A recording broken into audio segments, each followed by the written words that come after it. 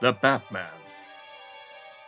The Batman, a mysterious and adventurous figure, fighting for righteousness and apprehending the wrongdoer, in his lone battle against the evil forces of society. His identity remains unknown. The home of Commissioner Gordon, who at the moment is entertaining his young socialite friend, Bruce Wayne. Well, Commissioner, anything exciting happening these days? No, except this fellow they call the Batman puzzles me.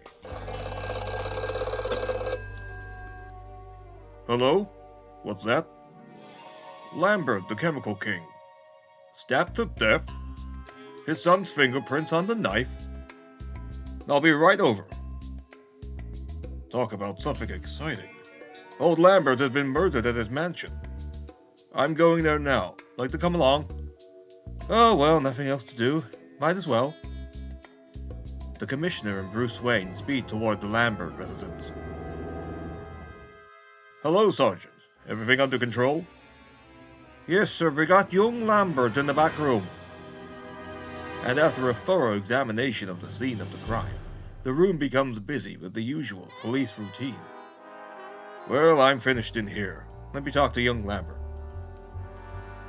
Hello, Lambert. They said you killed your father. I didn't do it! Commissioner, believe me, I didn't do it! Calm yourself, my boy. But tell me all about it. Well, sir, tonight I came home early, and as I was passing the library, I heard a groan. I rushed in, and there was my father lying on the floor, with a knife sticking out of his back. And as I rushed in, I got the impression of something leaping out of the window. I also noticed that father's safe was open. I pulled the knife out of my father's body and turned him toward me, just in time to hear him say, Contract. Oh. And then he died. That's how I got my fingerprints on the knife. That's the truth, Commissioner. Huh.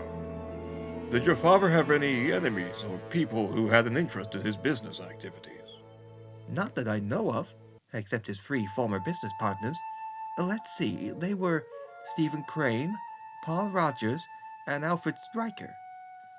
Commissioner, there's a man named Stephen Crane who wants to speak to old Lambert. When I told him that Lambert was murdered, he got very excited and wanted to speak to you. This is Commissioner Gordon. What's the trouble? Yesterday, Mr. Lambert called and told me he received an anonymous threat on his life. Today I received the same. That's why I called up. And I'm afraid I'll be next. What shall I do? Wait. And do not leave anybody in. We'll be over as soon as we can. What's that, Bruce? Oh, well, I'll leave you here to finish your work. I'm going home. Meanwhile, Stephen Crane sits in his library with a feeling of impending danger. When suddenly, there is a sickening shot.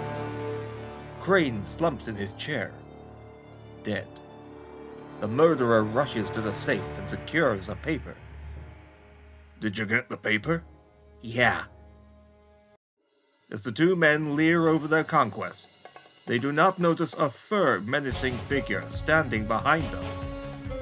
It is the Batman. The Batman! The Batman lashes with a terrific right. He grabs his second adversary in a deadly headlock, and with a mighty heave, sends the burly criminal flying through space. The Batman swiftly picks up the paper that the murderer stole from Stephen Crane's safe. Meanwhile, the Commissioner draws up in his car. It's the Batman! Get him! Mr. Crane has been murdered, sir. It's horrible. That's 2 dead partners out of the 4 that have received threatening notes. The other 2 must have received them too. Let's go to Rogers next. The Batman reads the paper he snatched from the killers, and a grim smile comes to his lips. He speeds his car forward toward an unknown destination.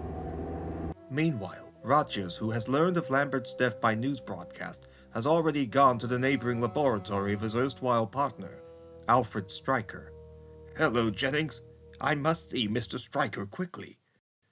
Won't you come in? Jennings, Stryker's assistant, carries Rogers to the basement of the laboratory. One more out of the way. Soon I'll control everything. This is the glass chamber I used to kill guinea pigs to experiment with. But now you are my guinea pig. When this glass lid covers you entirely, gas will come through the jet and kill you. You fiend! Jennings pulls a brake which starts the glass down over Rogers and certain doom. I'm going down now to turn the gas on. Sleep well. At that moment, the Batman leaps through an open transom. The Batman seizes a wrench from a table and leaps for the glass chamber. The Batman quickly plugs the gas jet with a handkerchief as the gas chamber descends entirely over them. Then he unties Rogers, and with a powerful swing, Jennings returns and is startled by the Batman. He reaches for his gun. What the? The Batman greets Jennings with a flying tackle. Meanwhile, Alfred Stryker has heard the crash of the gas chamber. As he enters the laboratory, Rogers? What happened? your assistant Jennings tried to kill me. However, Stryker has not noticed the Batman, who has secluded himself in the shadows. So he didn't get you after all. Well, I'll finish you and then throw your body in the acid tank below. You? Oh, my hand! What's the idea? Why did he try to kill me? This rat was behind the murders. You see, I learned that you, Lambert, Crane, and Stryker were once business partners in the Apex Chemical Corporation. Stryker, who wished to be sole owner but having no ready cash, made secret contracts with you to pay a certain sum of money each year until he owned the business. He figured by killing you and stealing the contracts, he wouldn't have to pay this money. A very clever scheme. And being the contracts were a strict secret between the four of us, our heirs or the outside world wouldn't know a thing about them. But how did you know all this? I secured this contract from one of his hired killers. Suddenly, Stryker, with the strength of a madman, tears himself free from the grasp of the Batman. Sure, I did it, but you won't send me to the chair for it. I'll... He's falling right into the acid tank. Yeah! A fitting ending for his kind. How can I ever thank you?